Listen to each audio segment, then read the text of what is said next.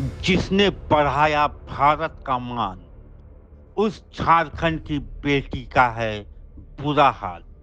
मुख्यमंत्री से लेकर कल्पना सोरेन तक ने किया है उसका सम्मान, लेकिन आज वो बेच रही है सब्जी। पारा थ्रो बॉल की इंटरनेशनल खिलाड़ी की दर्दनाक कहानी देखिए। Pushpa the downfall.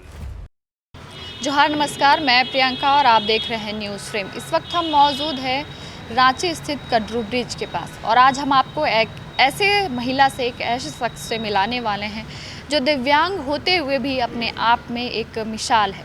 उन्होंने इंटरनेशनल, नेशनल ये सारे खेल खेले हैं उन्होंने और 2024 में भी इंटरनेशनल खेल करके वो यहाँ पे आई है। लेकिन झारखंड के जो खिलाड़ियाँ हैं उनकी कैसी स्थिति है, जो दयनीय स्थिति है, वो भी हम आपको दिखाएंगे। लेकिन इससे पहले एक चीज़ और बता दें कि जहाँ जो नेशनल खेल चुके हैं, इंटरनेशनल खेल चुके हैं, जो खिलाड़ियों की सुविधा होती है, सुख सुविधाएं होती है, वो शायद इन्हें नहीं मिल पाती है। चलिए आज हम वो उस महिला से आपको मिलाते हैं जिसकी स्थिति काफ़ी दयनीय है। तो बने रहिए, आगे हम बात करेंगे, उनसे सीधे जुड़ेंगे और बातचीत करेंगे क्या कुछ कहती है, उन्होंने आगे क्या कुछ किया है और जिस तरह से उन्होंने खेला है अकेले खुद के दम पर, क्या कहती हैं। चलिए सीधे जुड़ते हैं और बात करते हैं।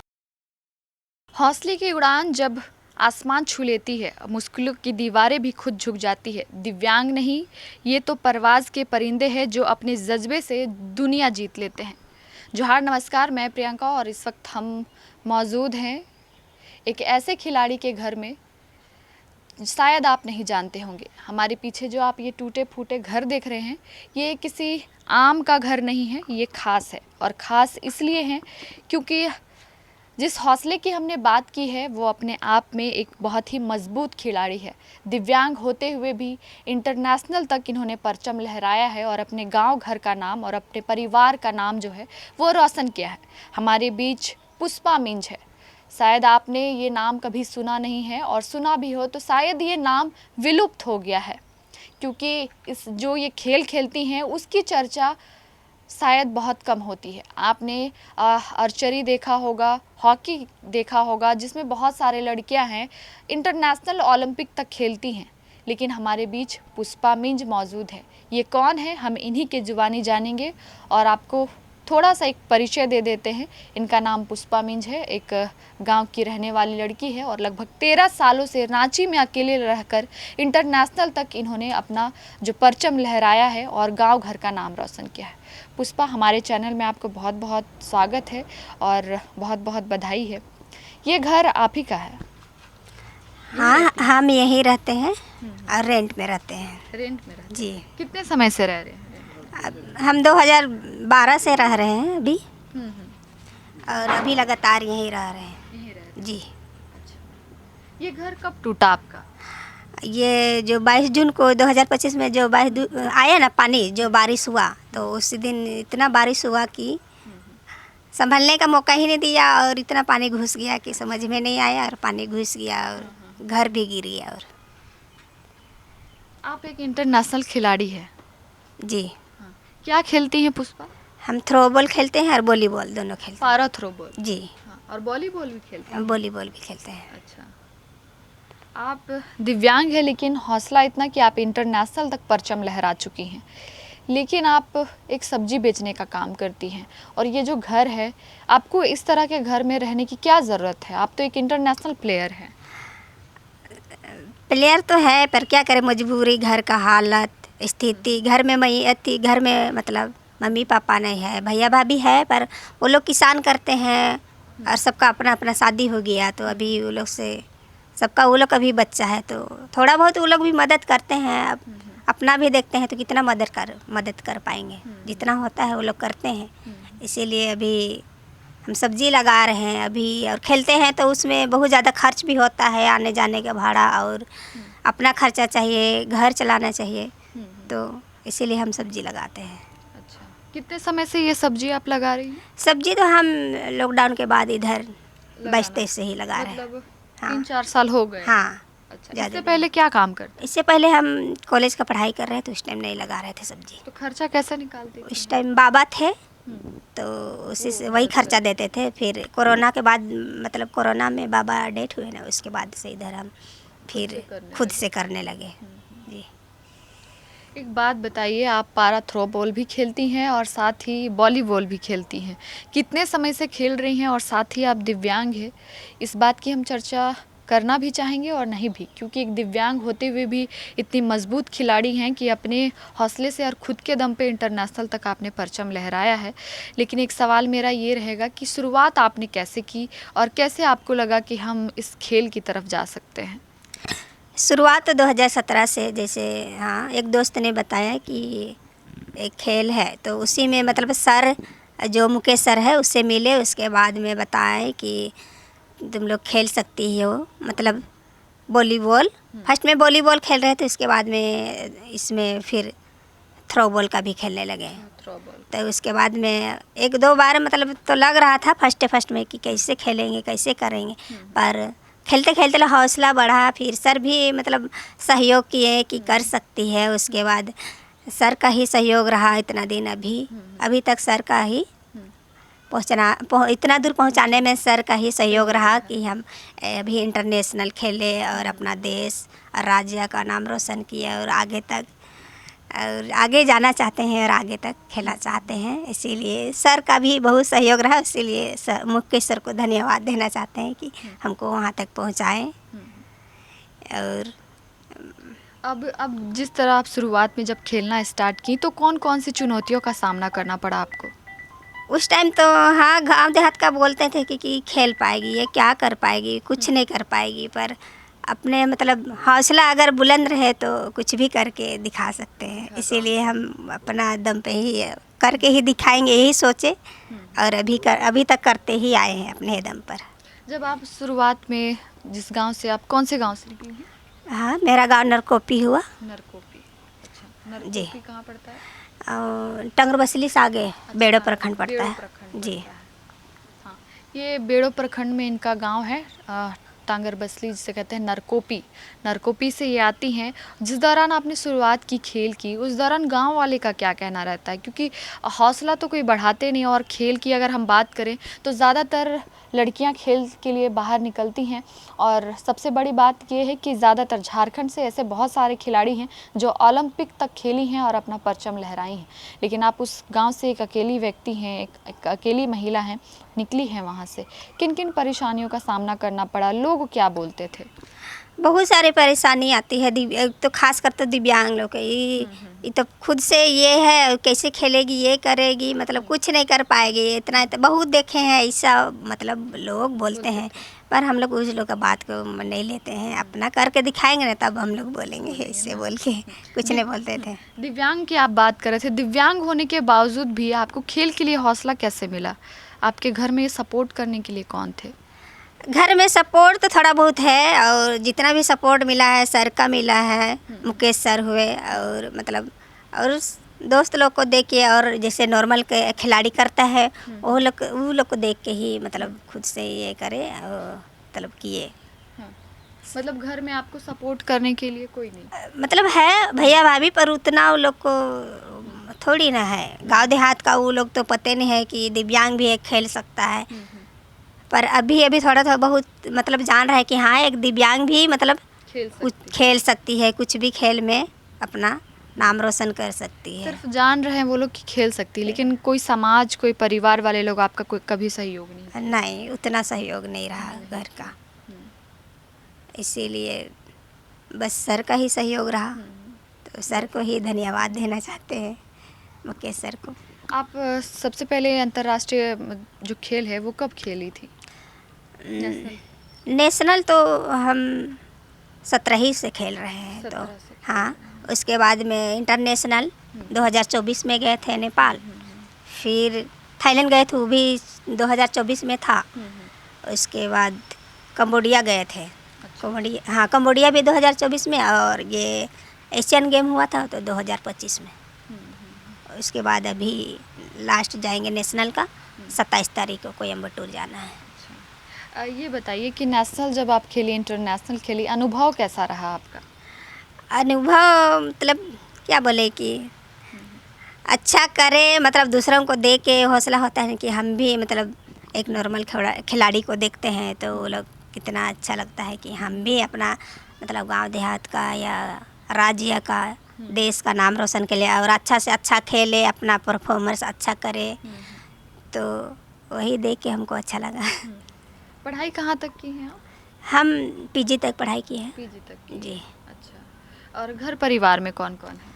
घर परिवार में भैया भाभी है और दीदी लोग का तो शादी हो गया है। कितने भाई बहन हैं? तीन भाई है और 4 बहन है। और मम्मी पापा?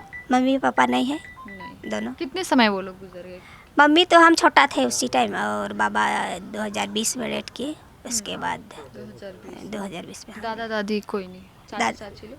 चाचा चाची लोग नहीं है। कोई नहीं? नहीं। नरकोपी में सब भाई बहन लोग सिर्फ रहते हाँ, भाई बहन है। हैं। दिव्यांग लोगों को क्या कहना चाहिएगा? बहुत सारे ऐसे दिव्यांग हैं, अपने आप में तो खड़ा है लेकिन ये उम्मीद नहीं कर पाते हैं कि आपके जैसा भी वो खेल सकते हैं। बहुत सारे लोग जो आपको देखेंगे, हमारे जो दर्शक हैं, आपसे प्रेरणा लेंगे, उन लोग क्या बोलिएगा? दिव्यांग लोग को ये देख के सीख लेना चाहिए कि मतलब हाँ वो कर रही है तो हम भी कर सकते हैं। और आप वैसे तो सपोर्ट करने वाला दिव्यांग को कोई नहीं रहता है, खुद से ही उसको हौसला और अगर सपोर्ट मिल जाए तो कर सकता है कि वो जब कर सकती है तो हम क्यों नहीं कर सके, अगर ये सोच के करे तो। सरकार की तरफ से आपको कोई किसी तरह का सहायता कुछ मिला आज तक? झारखंड सरकार? थोड़ा बहुत झारखंड सरकार से मिला है, वॉलीबॉल में कैश अवार्ड मिला था 75,000। उसके बाद ऐसी संस्था सबसे और क्या बोले मंत्री या क्या बोलते हैं हेमंत सोरेन से थोड़ा बहुत मिला था। तो उतना में तो नहीं होगा, कहे कि बहुत खर्चा होता है इसीलिए। आप तो वो तो आप जीती हैं, वो कैश प्राइज़ है, वो खेल के दौरान आपको मिला। इसके अलावा कोई सहायता मिला कोई सरकार से, खेल मंत्री से अभी तक? उसके अलावा तो सहायता नहीं मिली है नहीं मिला किसी है से, आज तक? अभी तक किसी को नहीं मिला है, हमको भी नहीं मिला है। नहीं मिला। नहीं। बाकी जो दिव्यांग का जो राशि मिलता है वो मिलता है आपको? जी मिलता है। मिलता है। कितना मिलता है? 1,000। 1,000। अच्छा, ये बीच में रुका भी था या फिर लगातार आ रहा है? उधर तो लगातार ही आ रहा था, बीच में ये 6 महीने जैसा रुक गया 6 था, महीना फिर जुलाई से आ रहा है। तो 6 महीना जो रुका वो पैसा आपको मिला? वो पैसा तो नहीं मिला, मतलब जुलाई का दिया और अगस्त का दिया। यानी कि उधर जो 6 महीना रुका था वो पैसा नहीं मिला, उसके बाद जुलाई और अगस्त का पैसा मिला है। उसके बाद राशन पानी ये सब कुछ मिलता है सरकार की तरफ से? और राशन पानी तो नहीं मिलता है। नहीं मिलता है। नहीं। बाकी बात जो आप खेल खेलती हैं, ये पारा थ्रो बॉल है और एक आपने वॉलीबॉल बताया, ये सब खुद के खर्चे से खेलती हैं? जी खुद के खर्चे से। किसी से कोई सपोर्ट नहीं? इसमें थोड़ा बहुत मतलब कोई संस्था आ जाता है जो, तो वो लोग किट वगैरह जैसे बॉल सब, कभी कभार मतलब ड्रेस वगैरह, जूता सब, यही सब बस उपलब्ध करा देते हैं। उसके बाद तो ये आने जाने का भाड़ा हुआ तो वो तो खुद से लगाना पड़ता है। वो लगाना पड़ता है। जी। आगे का क्या प्लान है? आज 2024 में आप कंबोडिया गई, बहुत जगह इंटरनेशनल तक खेली हैं। इस 2025 में आगे का क्या कुछ है आपका? 2025 में अब आगे तक खेलने का ही चाहत है, तो हम आगे तक जाना तो चाहते हैं, पर अब सपोर्ट सबका सहयोग रहा तो हो सकता है, नहीं तो क्या करें, खुद से ही लगाना पड़ेगा। झारखंड सरकार से आपको पुरस्कार राशि के अलावा कुछ भी नहीं मिला, झारखंड सरकार से क्या उम्मीद रखती हैं? झारखंड सरकार से उम्मीद करते हैं कि मतलब हम लोग को सहयोग करे, सपोर्ट करे, ताकि हम लोग आगे आने वाला ये कल में मतलब अच्छा कर सके, खेल को आगे मतलब अच्छा करके दिखाएं, यही सोच है मेरा। अभी जो आप खेलने जाने वाली हैं उसके लिए आप सब्जी बेचकर ही वो आगे का खर्चा जुटा रही हैं? अभी तो हाँ, अभी जाने वाले हैं, उसके लिए तो खुद का ही खर्चा लगाए हैं। उसके लिए अभी सब्जी बेच के ही जाना पड़ेगा। अभी सुबह से सब्जी बेचती शाम तक? हाँ, सुबह से मतलब अभी सुबह में लगाते हैं, उसके बाद 10 बजे उठा देते हैं, उसके बाद शाम से लगा, उसके बाद शाम में लगाते हैं। तकलीफ नहीं होता है?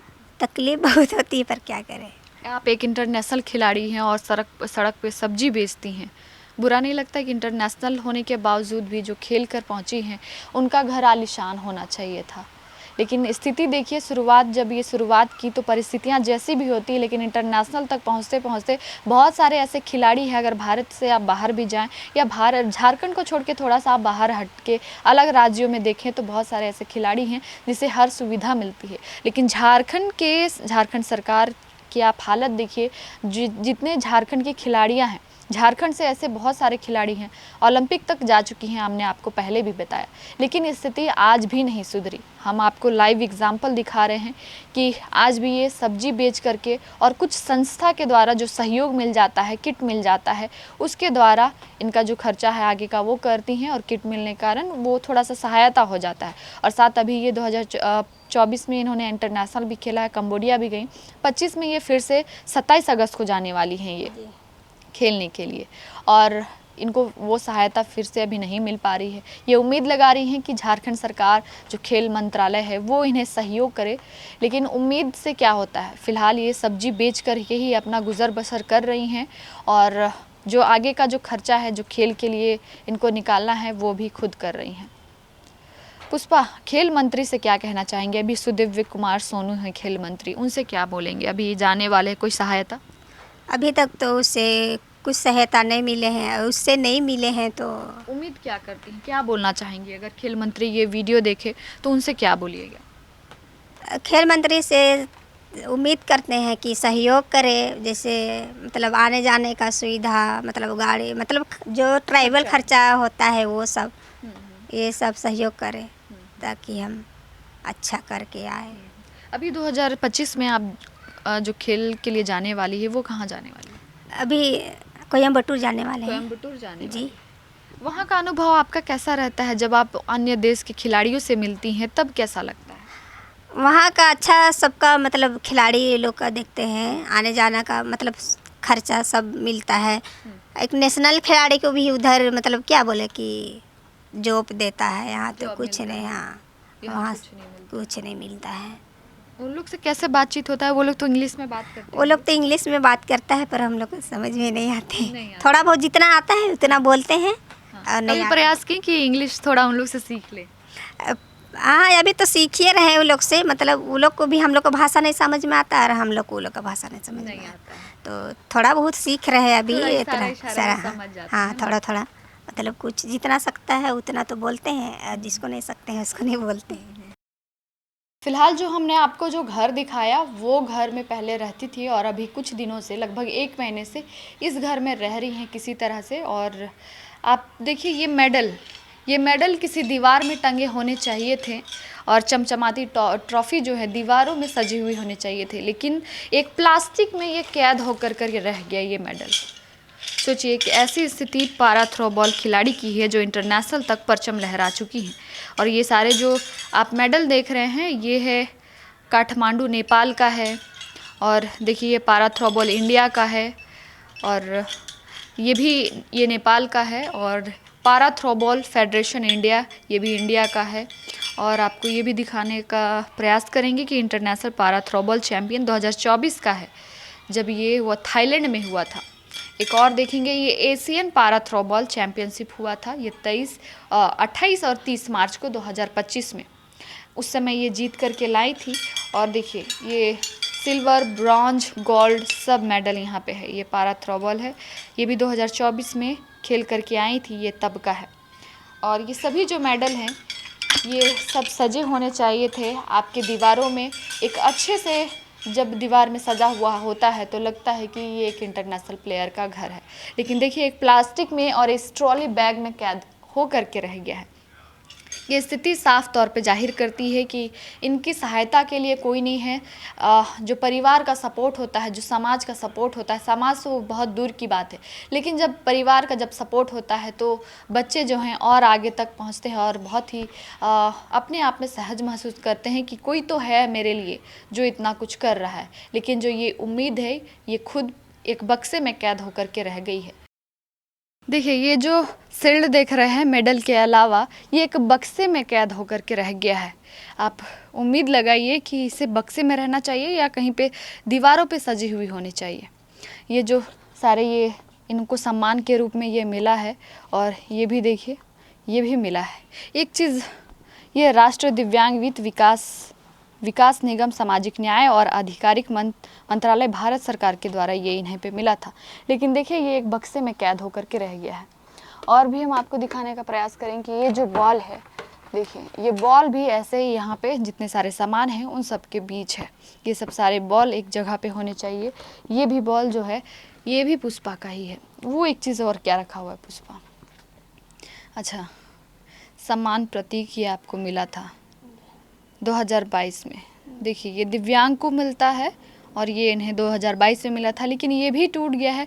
ये भी पानी की वजह से ख़राब हो गया है थोड़ा, लेकिन इधर ही ये रखा हुआ रहता है। आप खुद अंदाज़ा लगाइए कि एक खिलाड़ी को सहायता मिलनी चाहिए कि नहीं मिलनी चाहिए, क्योंकि झारखंड सरकार से ये हम गुजारिश करते हैं और ये अनुरोध करते हैं कि इन दिव्यांगों पर भी ध्यान दे।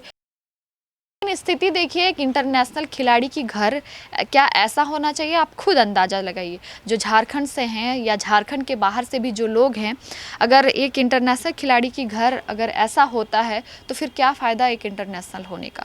बहुत सारे झारखंड में ऐसे भी खिलाड़ी हैं जिनको बहुत सारी सुविधा मिल चुकी है। तो फिलहाल झारखंड सरकार से ये उम्मीद लगा रही हैं कि ये जो स्थिति है वो कम से कम ना रहे, इनकी स्थिति बदल जाए। क्योंकि इनके घर में आपने सुना, इन्होंने खुद बताया है कि ये 4 बहन हैं और 3 भाई। इनके माता पिता पहले ही गुजर गए, माँ बचपन में ही गुजर गई और जो पिता थे वो 2020 में कोविड के समय पे वो गुजर गए। पुष्पा फिलहाल आगे जाने की तैयारी में लगी हुई हैं। 27 अगस्त को उनको कोयम्बटूर जाना है और जो खर्चा है वो सब्जी बेच करके वो निकाल रही हैं। फिलहाल इस खबर में अभी के लिए इतना ही। देखते रहिए न्यूज़ फ्रेम। धन्यवाद।